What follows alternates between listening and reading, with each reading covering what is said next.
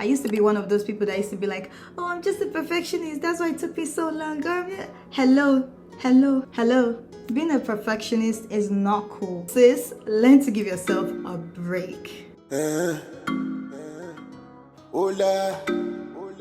Have your friends ever called you the confused one? When it comes to decision making, it seems like you take forever to come up with a decision, to the point where it feels like you have all these choices that are equally important and equally probable. You can't even choose one. And at that point, you just quit after spending so much time over analyzing every single detail. Now, if this sounds like you might be an overthinker.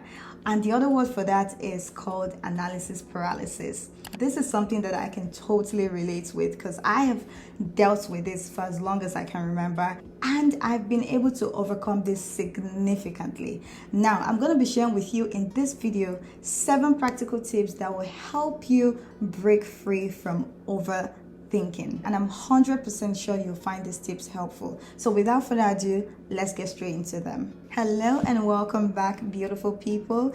And if you're just seeing this hot chocolate for the first time, hey, this is ThisisTinuola, and on this channel, I share valuable content. I'm all about making you feel your best, look your best, and live your best life. So please consider joining this thriving family by clicking on that subscribe button down below. Thank you. So today, we are talking about overthinking. And this is something that I can 100% relate with because for as long as I can remember, I've been an overthinker. And I have been able to overcome this significantly, like I said, using some of these tips that I'll be explaining to you in this video. But I want you to have an idea of what overthinking is, just in case you're not really sure of what it is. Overthinking is when you spend a significant amount of time and energy overly analyzing your past experiences and decisions or even future events. This can lead to you feeling anxious, stressed out, or even depressed. And overthinking can be caused by different factors such as past trauma, current life stressors, or even your genetics. The negative effects of overthinking is so significant because you're constantly worrying and analyzing everything to the point where it feels exhausting and draining. This can lead to insomnia, mood swings, and even physical health problems like headaches and stomach ache. This can also affect your relationship and make it really difficult for you to connect with other people. God bless that partner of yours that has to bear all your mood swings and passive aggression because you're overthinking. So as you can see, this significantly impacts one's life negatively. But the first thing I want you to know is that you are normal. You're not sick, there's nothing wrong with you. In fact, it's healthy and normal for people to take an amount of time to think through their decision making. That is what we do as human beings every single day. So being a thoughtful person is a great attribute. And yes, you do want to think through your decisions depending on how significant they are. So for example, the amount of time you will take thinking through taking a university course is different from the amount of time you will think through choosing a dress for your friend's birthday party. So as an overthinker, this is a habit that you need to break. And with habits, the good thing is they can be changed. So before we break down the reasons why you overthink and some practical tips to help you develop a better way to process your thoughts, let's just clarify what mental escape and analysis paralysis is. So mental escape is a coping mechanism or a survival skill that people use in traumatic situations. So what they do is to dissociate themselves from that trauma to the point where they don't feel like it's happening to them. That obviously is on a deeper level and it does need medical professional help. But that's different from paralysis analysis. I don't know why I keep saying it the other way, but it's analysis paralysis. Analysis paralysis is the act of completely shutting down in the face of too much information. So when you feel overwhelmed with choices of all kinds that seem to be equally important and equally probable, it gets overwhelming to make a decision.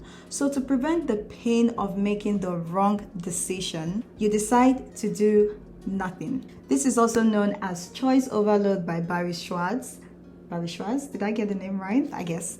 But you can check out his book, The Paradox of Choice, for more information on this. Alright, so now that we know that overthinking in itself is a habit, the question is, why do people do this and how can they fix this? Well, the obvious answer will be to look for the root cause and start from there, because that will be a step further. But then, here are practical ways to approach this. The first is, as humans, we are bound to make good and bad choices. And the question is, why do we only remind ourselves of the bad choices we make? That could be due to lack of trust in yourself, obviously due to past bad decisions that were made. It's good to be a critical thinker, but newsflash, you cannot avoid making bad decisions.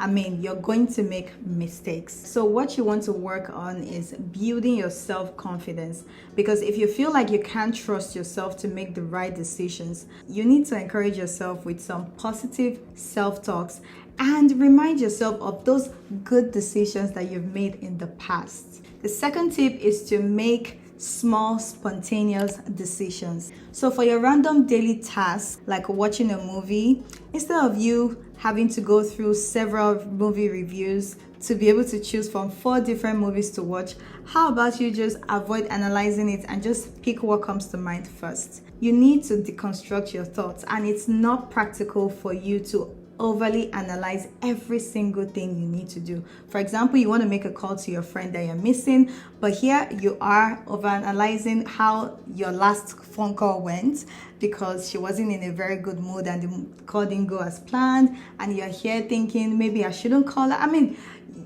hey, learn to make small, spontaneous decisions. Start small, start with those little daily tasks that you need to do and go from there. I can keep on making more examples of this, but we move. The third tip is to be comfortable with not being in control. Being a perfectionist or a control freak can lead to analysis paralysis and steal your joy. Be comfortable with things not going exactly as planned, exactly as flawless as you thought it would. See, being a perfectionist doesn't give you any accolades, okay? I used to be one of those people that used to be like, oh, I'm just a perfectionist, that's why it took me so long. Hello. Being a perfectionist is not cool, okay? So sis, learn to give yourself a break. The fourth tip is exercise and your sleep hygiene. Exercise releases endorphins, and endorphins are natural mood boosters that God has designed in your body. And this will help you relieve stress, anxiety, depression. Also, make sure you're getting enough sleep, because all of this helps significantly with your mental health. The fifth tip is to take a break. See, when you feel like you're sinking deep down in the pit, in the water and the ocean of overanalyzing and overthinking and analysis paralysis, just take a break. Literally stop. Go do other things that you enjoy. If it's reading a book, if it's taking a walk, if it's making a phone call, do anything that you enjoy. You can talk to your loved ones, people that you trust. You can even share with them what you're going through, what you're feeling, you know, especially people that understand you. For example, like when I'm in that mood of overthinking, sometimes my husband can tell and he's like, babe, take a chill pill.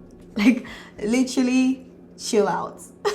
And it really helps me to just switch up my mood and just take things easy and be kind to myself. So instead of spending hours being depressed, it's not that deep. Take it easy, take a break, and you might even get a clearer vision when you go out and interact with other people, other things, and not just focus for hours on what you're overthinking. The sixth tip is prayer. So for my people that are spiritual, because I believe in spirituality, and the universe just has a way of answering our prayers and just bringing things our way. So sometimes what makes us overly think of things is because of our fear. We're thinking maybe we can't do it, maybe we don't know what to do. But when you pray about it, there's just that reassurance that comes your way, and sometimes it just gives you some clarity. The universe just does something to make it clearer for you to be able to make a decision. Once again, I know not everybody can relate with this, but I strongly believe in this. So prayer is very helpful. And the seventh point is, if you've done everything I've told you about already,